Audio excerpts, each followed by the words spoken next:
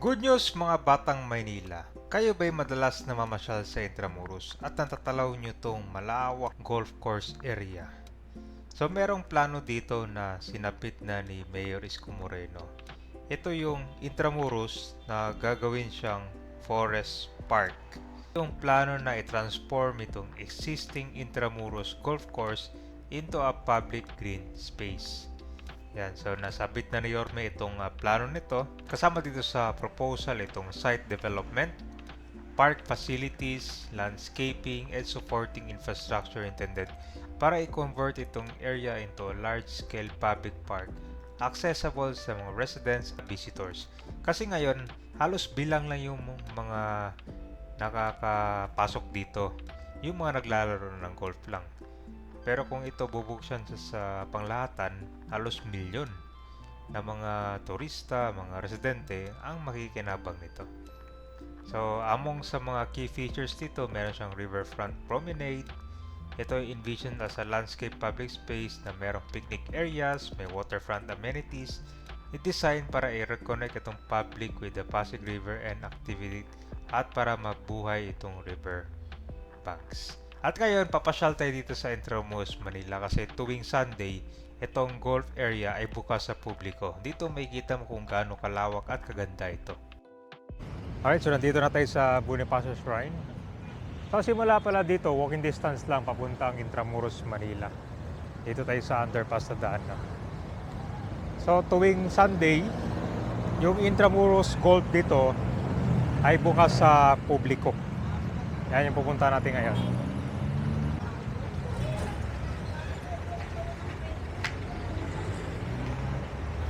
Ito guys, ito mas malapit ito pag galing kayo sa Bonifacio Shrine na.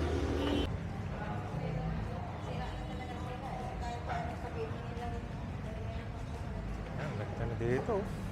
Malinis pa rin, no?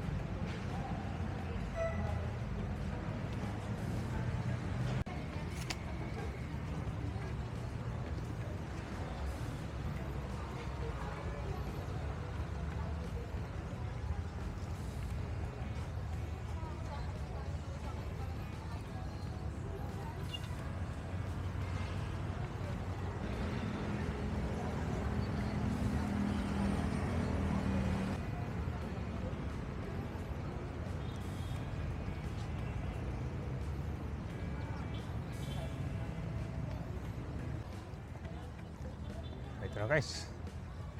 Ito na yung entrance, oh.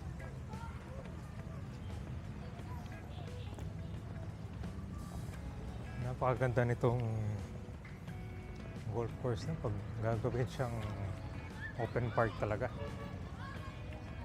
Club Intramuros Golf Course Sunday. So ito kasi guys, walang to every Sunday lang siya open. Pero tingnan mo na kung gano'ng kaganda dito, ah. Usually pag weekdays, yun lang yung mga naglalaro dito ng golf.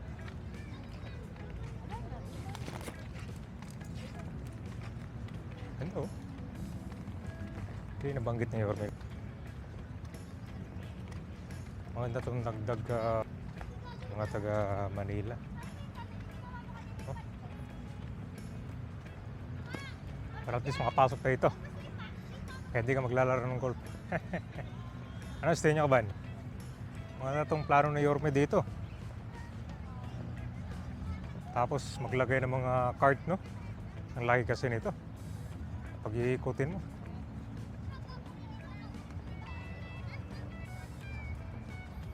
Ano bang picnic? Marami. Napakalaki nito. Siguro kung lalakarin natin hanggang Rocos Boulevard. Dito tayo. Meron parang lagoon dito, oh.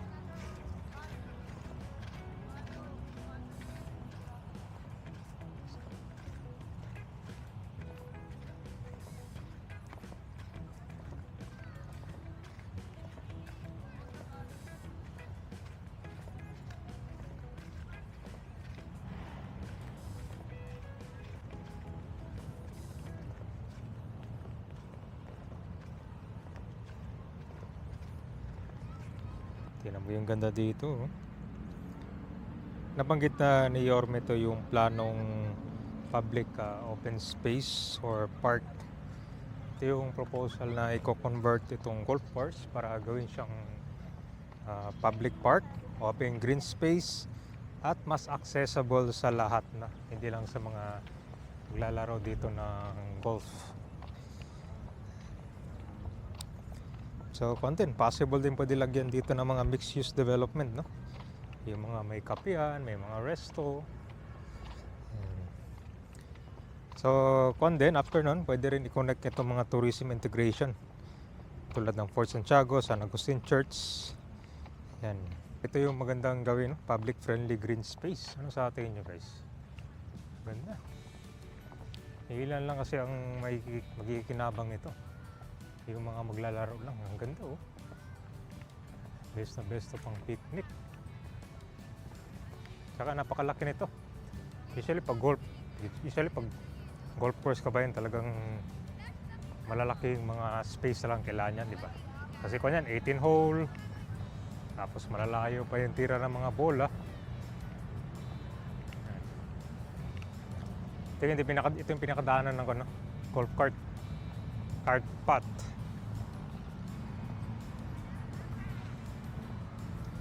Ganda, kalahati pa lang tayo. Sulit na yung pasyal natin.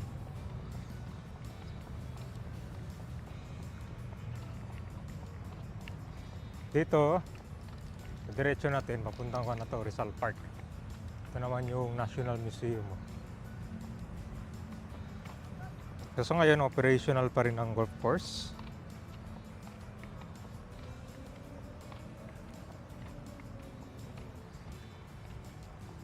So ngayong Sunday, pwede kayo mag-jogging, mag-picnic at maglakad-lakad dito. Or yun, papuntang Rizal Park, walking distance lang. For the meantime, karatis. Pwede ikot-ikot kayo dito. Laki, ang ganda ito mag-port, no? Maganda ito may card, no? Ang layo.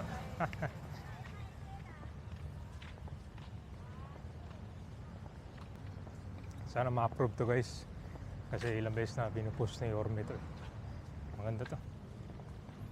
Kapag gawin ko to, pasyalan eh. Araw-araw ako dito magja-jogging. Sarap po. Walang kausok-usok.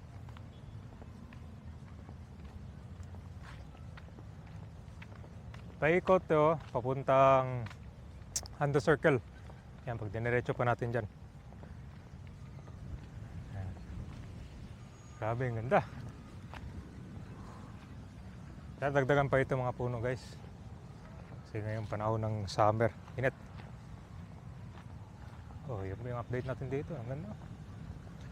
Tapos ko na lang siguro dito, lagyan pa ng mga gates, no? Kasi ang entrance ngayon, doon lang malapit sa General Luna. Wala pa dito.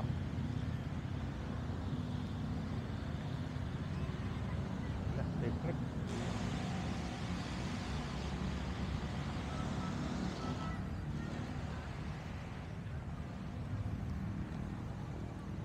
Laki guys, ha? Siguro kung matutuloy man ito, hindi lang siguro open space ang pwede gawin dito, no? Oh, lawak. Siguro kahit kalahati lang nito eh. So sa ngayon kasi, konti lang yung nag-benefit nito. Yung mga naglalaro lang. Only a handful of golfers. Pero pag i-convert to, gagawing park, mag-benefit ng mga million residents of Metro Manila.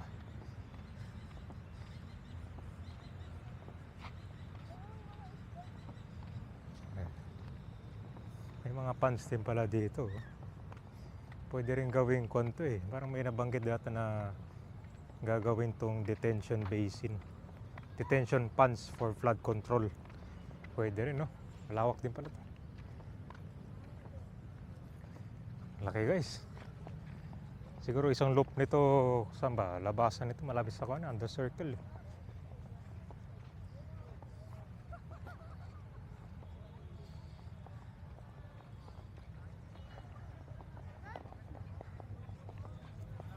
So yan po yung update natin dito. Pwede ba magdala ng bike? Ay, may nakapasok na bike pala oh. Maganda kung may bike dito para mabilis makakaikot. Yan po yung kung guys, oh, pambansang building. Pag nakita mo yan, yan ang palatandaan na nandyan yung Rizal Park.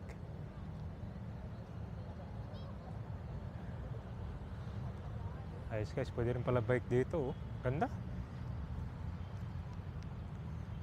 Ito yung kailangan natin sa Metro Manila, more open space eh.